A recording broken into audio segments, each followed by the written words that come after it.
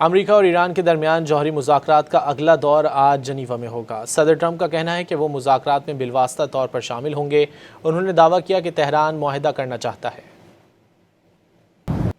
Involved in those talks indirectly, and they'll be very important. We'll see what can happen.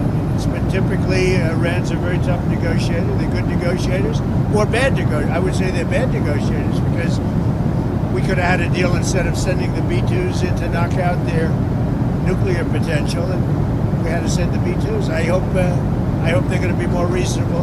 They want to make a deal. Have you been told that a deal is next to impossible? No, I think they want to make a deal. I don't think they want the consequences of not making a deal. They want to make a deal.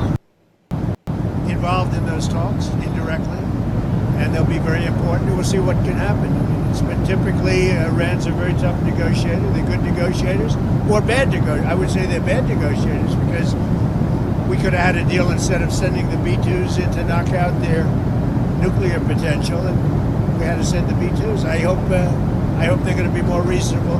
They want to make a deal. Have you been told that a deal is next to impossible?